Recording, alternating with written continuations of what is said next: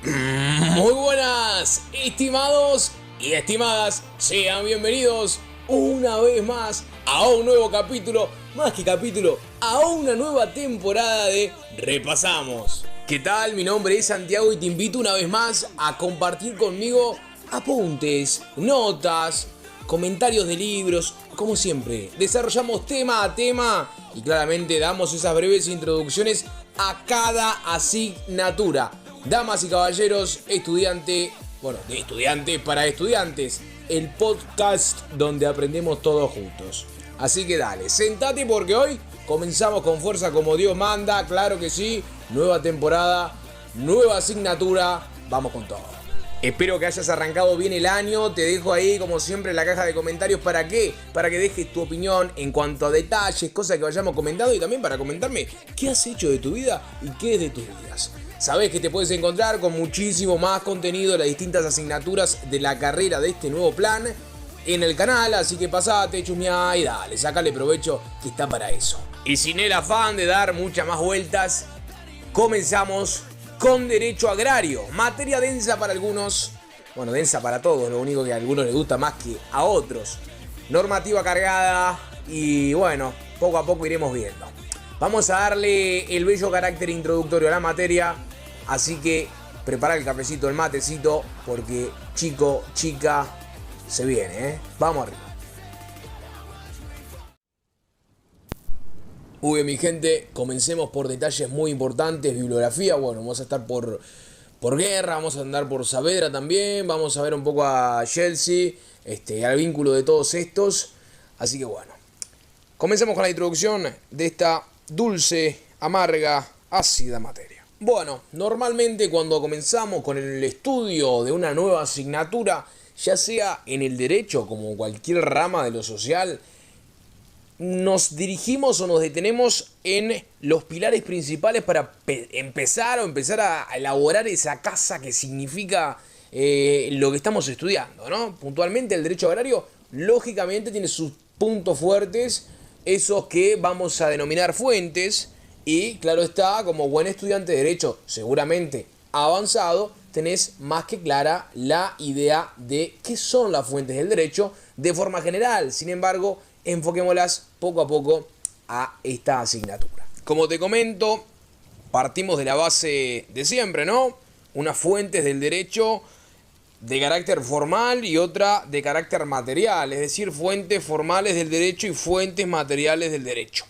Empezá a hacerte ese esquema, a hacer ese esquema mental, lo que sea, pero empezá por ahí. Fuentes formales y materiales. En formales, ¿qué nos vamos a encontrar? ¿Qué es lo que entendemos por una fuente formal? Medio que a grosso modo, las fuentes formales son aquellas que refieren a un proceso de creación y manifestación de las distintas normas jurídicas. ¿Sí? Es decir, la formalización de lo que vamos a ver. Y las materiales podríamos decir que son aquellos hechos, aquellas condiciones o circunstancias históricas que van a influir en la creación de los pilares de la materia que vayamos a trabajar. Como siempre en la corona, en la punta de la mesa, en cuanto a formalidad, está la Constitución. Bien, ya sabemos por qué, lo que significa la Constitución para el ordenamiento jurídico. Después, derivantes de la Constitución, vamos a tener a las leyes, también, ¿por qué no?, a los decretos reglamentarios. También en cuanto al derecho agrario veremos lo que sean los convenios colectivos, que también influyen mucho en la materia, acuerdos interprofesionales, es decir, todo esto que de una forma u otra empieza a darle forma estrictamente a la materia.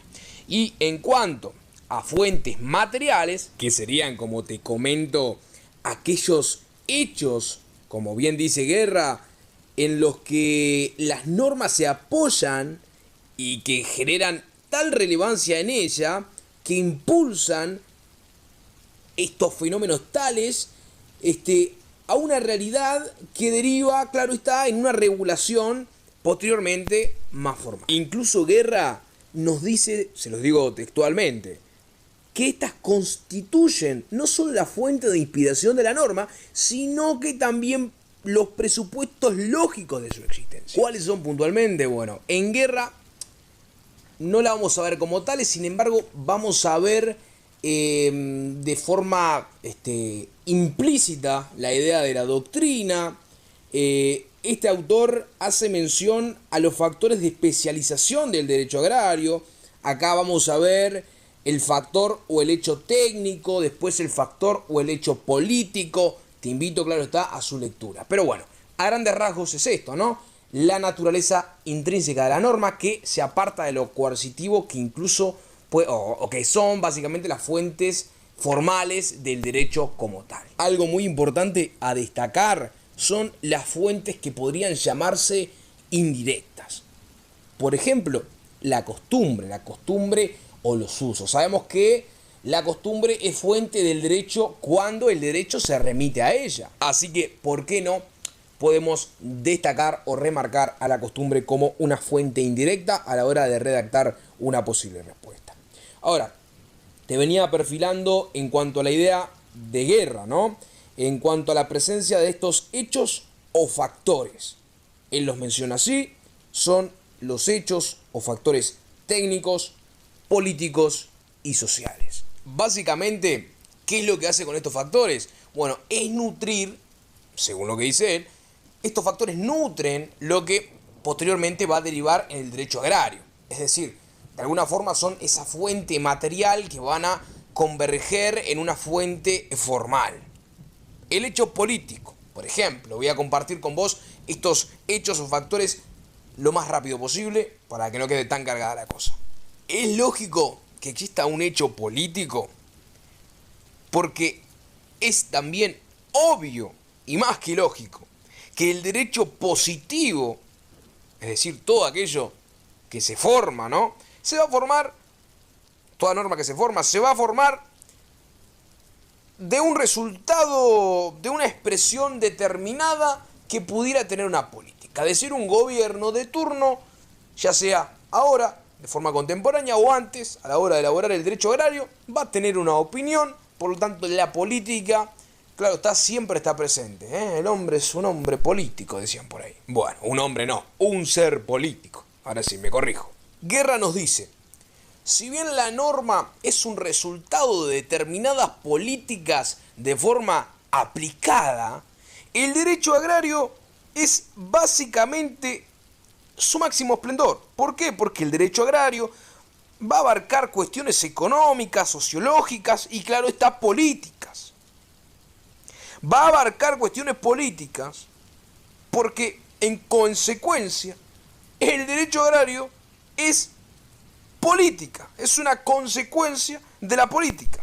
Partimos entonces de que el contenido de las normas agrarias se encuentran habitualmente comprometidos con la adopción de medidas que se juzgan más necesarias o más convenientes para alcanzar una determinada o unas determinadas metas o fines que estimulen el desarrollo del derecho agrario. Ahora, ¿qué entiende Guerra por el factor o el hecho social? ¿Por qué dice que hay un hecho social en el derecho agrario? Porque básicamente todo lo agrario confabula o gira en torno a lo social. Es decir, la agricultura viene ¿desde cuándo? Y bueno, desde cuando a X sujeto se le, o sujeta, lógicamente está, se le ocurrió juntar, poner la semillita. Es decir, viene de ahí, viene de la mata, viene de todo eso. Por lo tanto, siempre va a partir de la idea de la existencia de un hecho social. Lo vamos a ver porque la agricultura está presente en todas las culturas. Valga la redundancia. Europa, América Latina, donde vos quieras.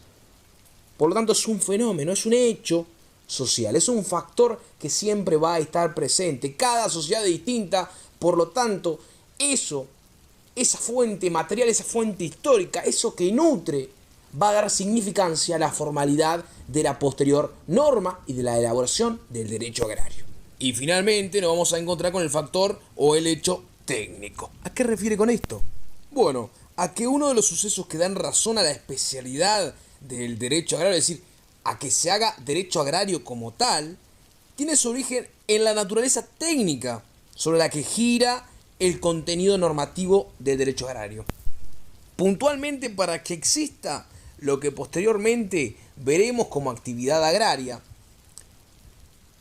no requiere de una profesionalidad de posgrado, lo que vos quieras, sobre la materia, sino que la esencia está en el conocimiento. Claro, un conocimiento que puede ser culturalmente heredado. No es necesaria de una formación de carácter biológica, de genética, económica. No, sino que basta con ese conocimiento heredado y la práctica del mismo. No hablamos de una profesionalidad sobre. Hablamos sí de una asistencia a lo mejor al legislador a la hora de legislar en materia de derecho agrario. Pero no hablamos de la hipernecesariedad a la hora de hablar del tema. Porque las normas del derecho agrario no se encierran, no se retienen en lo que tiene que ver con la agricultura.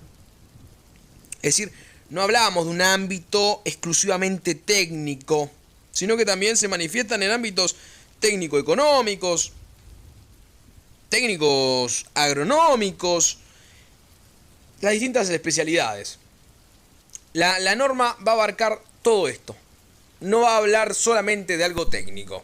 Es decir, la norma del derecho agrario no es solamente algo tan simple como darle valor legal a lo técnico. A lo que se diga esto es así, le ponemos valor legal. No, sino que va a abarcar los diferentes ámbitos. Espero que con todos estos puntapiés hayan quedado claros los tres hechos. Si no, cajita de comentarios y preguntas. Muy bien, recapitulando entonces, ya hablamos de las fuentes del derecho agrario, unas formales, unas materiales, hicimos mención a los hechos o factores que presentaba Guerra en su primer tomo, en la idea del técnico, el político y el social. Ahora hablemos de la naturaleza, puntualmente, de las normas del derecho agrario. Acá nos vamos a encontrar con tres visiones o tres líneas que básicamente desglosan a la naturaleza de las normas en unas de carácter público, unas de carácter privado y unas de carácter mixto. Porque sí, nos vamos a encontrar con un poco de cada, un poco de privado y un poco de público. Por eso la idea de mixto, ¿no? Es decir, si las normas o la naturaleza jurídica de las normas fueran de carácter público, como muchas lo son, serían normas obligatorias, porque ya sabemos que una norma de carácter público aplica a diestra y siniestra para todos. Es decir, no se puede modificar por el interés de las partes. El derecho agrario también es de orden público. Es decir, van a haber normas de este tipo. Hay muchos o hay un mayor porcentaje de las normas del derecho agrario que son de orden público. Y como ya sabemos, las normas de orden público tienen un carácter imperativo.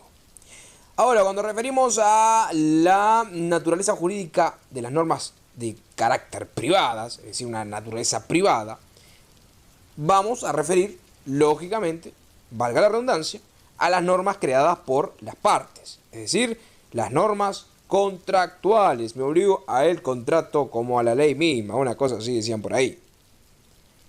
Estas también están presentes en nuestra legislación, ley 14854, 14.854. Esta es una norma de orden público, salvo en los casos de que las propias disposiciones se digan, que se pueden poner algo en contra. Es decir, que se puede poner el interés, bueno, más que el interés, el interés de las partes para modificar todo lo que la ley permita. Es decir, vamos a ver un poco de público, una naturaleza pública y una privada. Ahora, la naturaleza mixta de las normas. Bueno, nuestro derecho agrario puntualmente se caracteriza por ser mixto. ¿Por qué? Porque como ya hicimos alusión, hay normas de carácter público y de carácter privado. Hay normas entonces de ambos caracteres. Hay una interpretación entre las normas de ambas naturalezas. Estas coexisten. Entonces, en síntesis, ¿qué nos encontramos? ¿Cuáles son o cuál es la naturaleza de la norma jurídicas de esta materia, bueno, acá en Uruguay, régimen mixto, por decir así. Tanto se permite la adopción de el interés de las partes, es decir, de la idea privada, como también de la idea impositiva de carácter público. Ahora veamos las características de este derecho agrario. La primera característica, que a lo mejor es una obviedad, pero hay que tenerla presente, es que hablamos de un derecho de carácter social. Porque sí, porque todo el derecho es social, pero el agrario es incluso particularmente social. Lo social es básicamente por la orientación y por la inspiración de las normas jurídicas, que era esto de los hechos, cosa que nosotros ya hablamos anteriormente, que básicamente la agricultura, tiene orígenes de carácter social, bueno, todo eso. Apuntan a un contenido individual y también apuntan a un contenido colectivo, estamos hablando de las normas, y tienen importancia en ambos caracteres. Ambos caracteres en cuanto a la naturaleza jurídica, una naturaleza privada y una pública. Además, vemos a la agricultura como un tema social, es decir, como también los problemas que surgen a nivel agrario, a nivel de agricultura en general, son de interés social, porque nuestra legislación regula una naturaleza, como que le interesa la preservación de todo, ¿no? De los recursos que sabemos que son finitos, tristemente, le interesa la preservación y el cuidado de dichos recursos. Las regulaciones del derecho agrario entonces son muy diferentes, como ya mencionamos, en cada país, ya desde lo legal en cuanto a lo que envuelve al trabajador, la explotación infantil o lo que fuera, o el uso de determinados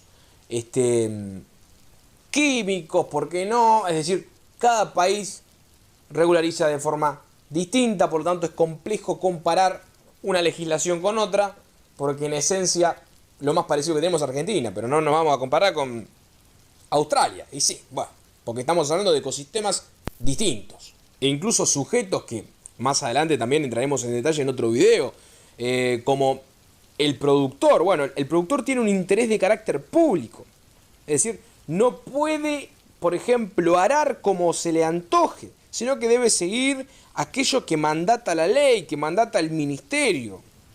No puedo usar el agua a diestra y siniestra como quiera, no, porque se me va a imponer, valga la redundancia, veámoslo de la forma más bonita posible, esta idea de la preservación del bien en sí, ¿no? Incluso si será tan importante esta idea de preservación, que el juez va a poder, o al menos tiene en esta materia, una capacidad inquisitiva. ¿Qué quiero decir con esto? Bueno, línea y pa' un costado.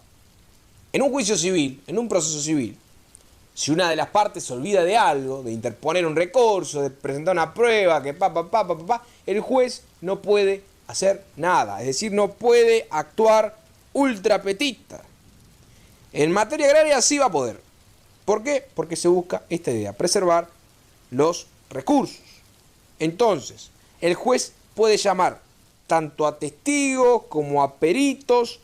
Y bueno, estas son las facultades inquisitivas que tiene el juez en la materia agraria. Ahora, una discusión también muy traída a debate, que esto ya es otro tema. Estamos hablando de un derecho, en este caso el derecho agrario, un derecho formalista, es decir, un derecho que incita a que las normas, que las normas incitan, mejor dicho, a las partes a los contratos, es decir, a la inscripción de los registros, a lo típico, aporta al medio, o que se utilicen estos contratos como posible medio de prueba en muchos casos, es decir, se necesita determinado requisito de validez. Bueno, esta idea formalista es propia de la posición de guerra.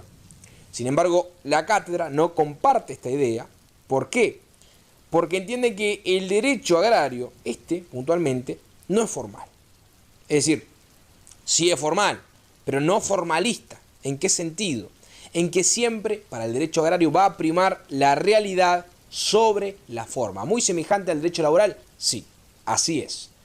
Prima la realidad sobre la forma. Aunque esté el papelito ahí, si la cosa está destruida, prima la realidad. Entonces, damas y caballeros, nos retraemos un poco, hablamos de la fuente, de cómo se forma o cómo se construye este derecho puntual, hablamos de los hechos, de la importancia de lo social, hablamos de un derecho que apunta a la protección y al fomento de los recursos naturales, cómo se mandata a los distintos sujetos que vamos a desarrollar después al cuidado de dichos recursos, también al consumidor, lo veremos después, cómo se debe plantar, cómo se debe... Bueno, esto todo en base a la naturaleza de la norma, también que ya mencionamos que existe una naturaleza pública y una privada, la mixta que es la que lógicamente se formula y engloba todo nuestro derecho. Esta ha sido una breve introducción al derecho agrario. Posteriormente veremos puntualmente características que ya mencionamos, pero la desarrollaremos un poco más. Así que próximo video, características del derecho agrario a fondo. Espero que te haya gustado mi compañía. No me quiero extender más porque quiero que esto sea lo más digerible posible. Sabés que cualquier duda estoy acá, deja comentarios y ahí estaremos. Como siempre, espero que tengas un buen día, una buena noche, una buena mañana. Metele que es tarde, hay que darla, hay que dejarlo todo en la cancha. Muchachos, muchachas, que descansen, que estudien, que la pasen bien. Un saludo, nos vemos en la próxima. Chao, chao.